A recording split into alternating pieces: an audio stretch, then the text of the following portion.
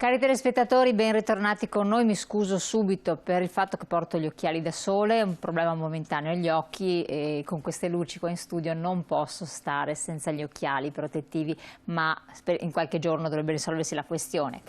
Parliamo di cose molto importanti, perché intanto abbiamo il piacere di riavere sotto un'altra veste, parziale altra veste, insomma, qui in studio con noi l'avvocato Emanuele Mazzaro. Ben ritrovato, avvocato. Buongiorno a tutti. Che stavolta è direttore di Biodesign Foundation, direttore Italia. Una fondazione senza scopo di lucro molto interessante e molto importante, che ha avviato un progetto di collaborazione tra l'altro con una nostra realtà territoriale che è il mercato ittico di Chioggia, con le realtà dei pescherecci di Chioggia, si è avviato un po' di tempo fa, che ha portato dei risultati importanti.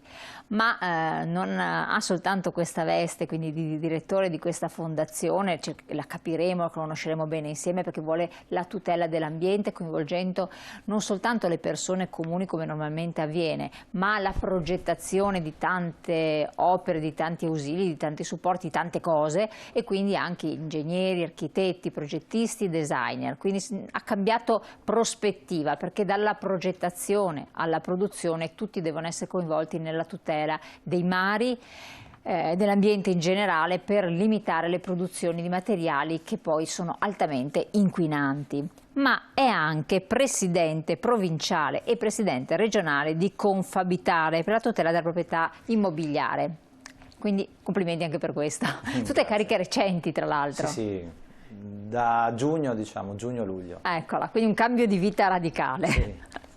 Però resta comunque il ruolo legato anche in parte all'attività precedente, vicino a chi opera nel settore della pesca, vicino ai mari. Ci racconti un attimo innanzitutto questa fondazione, che non è di origini italiane ma svizzera, quando nasce, come nasce, giovanissima, e cosa si prefigge?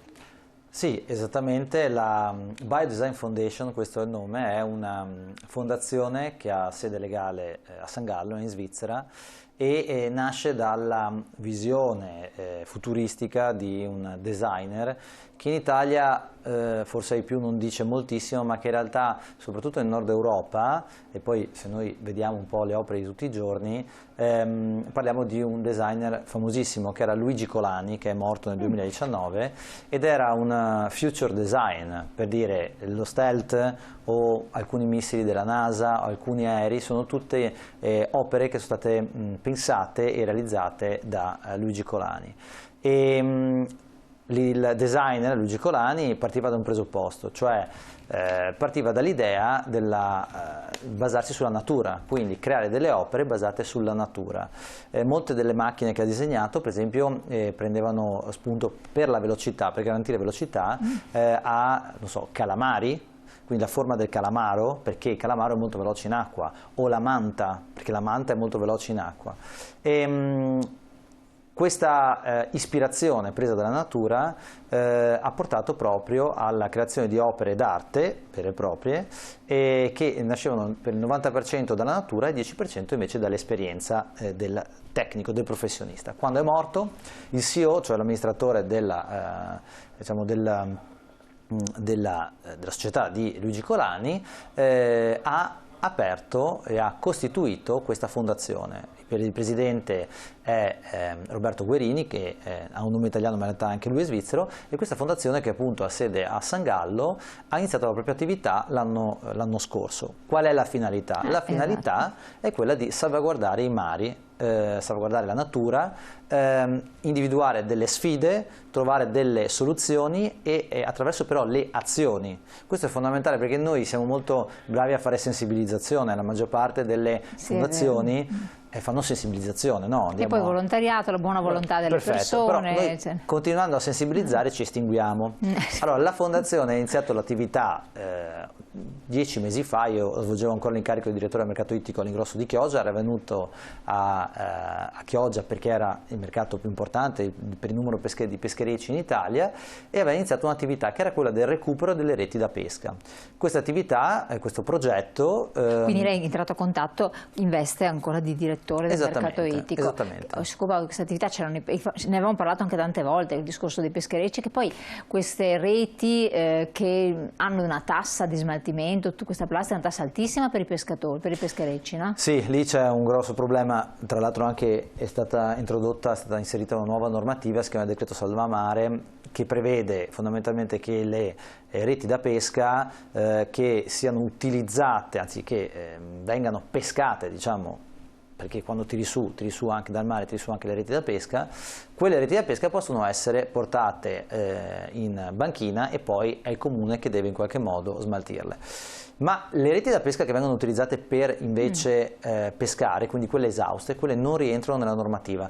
I pescatori, alcuni di loro, le tagliano, per semplificare, le tagliano e le buttano in mare. Allora, l'Unione Europea che cosa ha fatto? Ha fatto uno studio e adesso do qualche dato solamente per avere ma è interessante perché uno stiamo parlando di in Italia 15.000 tonnellate all'anno di reti da pesca, 15.000 tonnellate, nell'area del Mediterraneo dalle 60 alle 80.000 tonnellate di reti da pesca. Allora voi capite che una rete da pesca quando cade, arriva sul fondale, distrugge l'ambiente marino, distrugge l'ecosistema, distrugge la biodiversità, ma fa di peggio anche, perché molte reti da pesca non arrivano sul fondale, perché non hanno i pesi, rimangono in superficie o a mezz'acqua.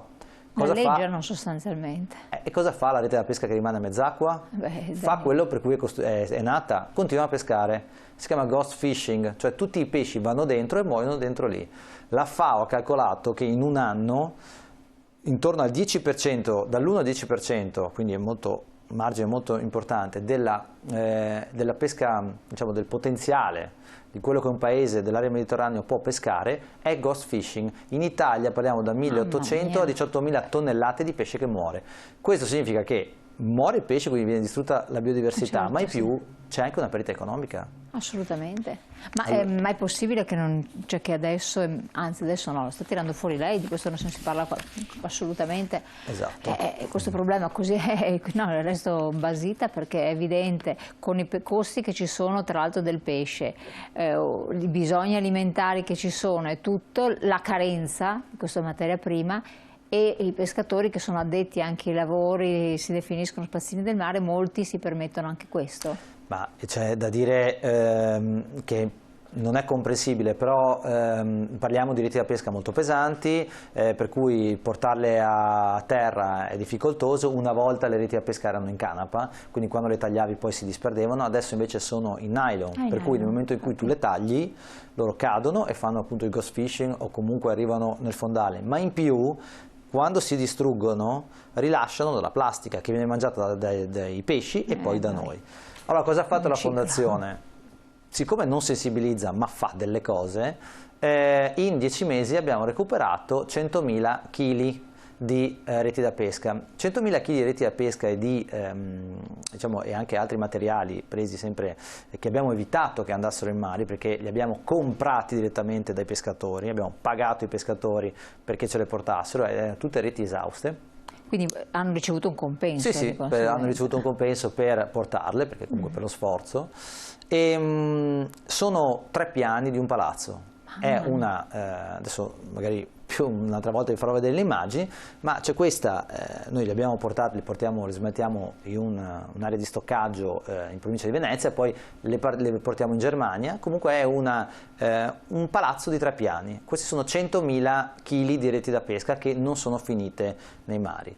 E noi abbiamo Quindi voi sono state conferite, le avete raccolte lì a Chioggia, giusto? Esatto. E sono state trasportate poi? Sono state trasportate in un centro di stoccaggio in provincia di Venezia e poi le abbiamo spedite in Germania, dove la fondazione ha rapporti con altri centri di stoccaggio, e una parte viene recuperata, una piccola parte che si riesce con la tecnologia moderna a recuperare oggi per creare nuovo nylon, nuove reti da pesca o nuove ulteriori, diciamo, prodotti di nylon o di plastica, e l'altra parte invece viene definitivamente, diciamo, distrutta. In Germania però.